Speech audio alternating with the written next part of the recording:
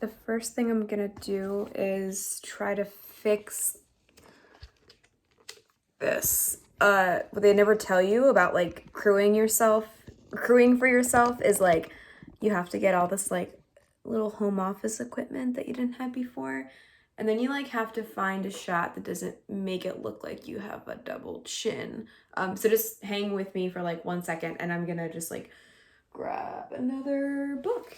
And you're like, Melissa, why are you including this in the process? Like, does everyone need to see you adjusting this? And my answer is yeah, they do. I think it's important to the nature of documentary film to show the process. I think that's a better. What do you guys think? Side profile, front profile?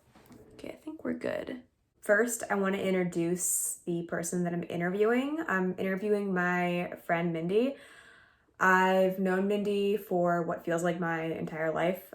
She is my closest friend, and she has agreed to be here to talk about her anxiety, which is something that you've very like seldomly talked about. I feel like you wrote a blog post once about anxiety, but other than that, you haven't really opened up and talked about it with too many people. What was your anxiety like before the pandemic?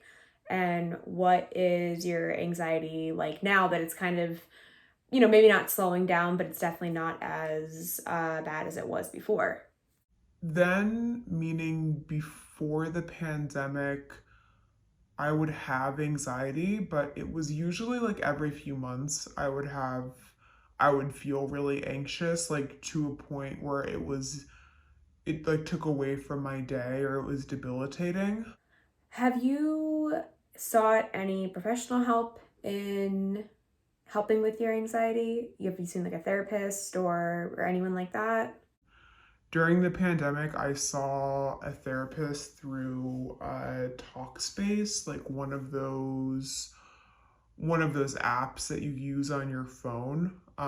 So I used Talkspace and I had a therapist and I talked to her for a few months and she was really nice, but it was just really expensive. And since I was out of network during the pandemic, I didn't think that I would be covered if I got like a an actual therapist. So I paid out of pocket for it and it was like almost $200 a month. I eventually like I felt like it wasn't helping. I was still feeling really anxious and I was having a really hard time. What does your anxiety feel like emotionally? Emotionally, I just I feel like the extremes. You know, I feel really like impending doom. You know, like I feel like there's something that's gonna go wrong. How does it feel to have a panic attack? Having a panic attack feels like you're on a roller coaster that you can't get off of. And I mean that like in a very physical way.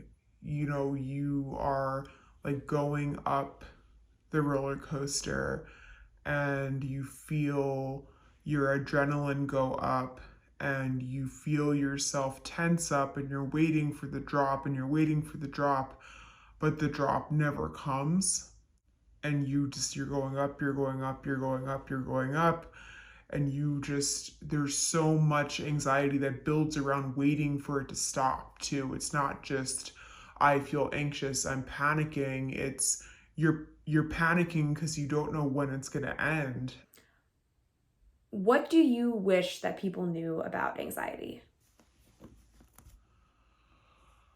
Um, I don't know what I wish people knew about anxiety, but I know what I wish they knew about my anxiety.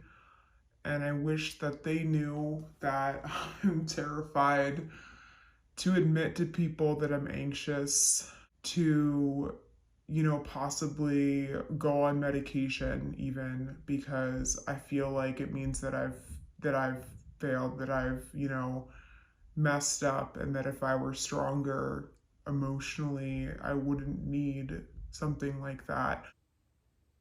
How long did it take you to do this entire video by yourself?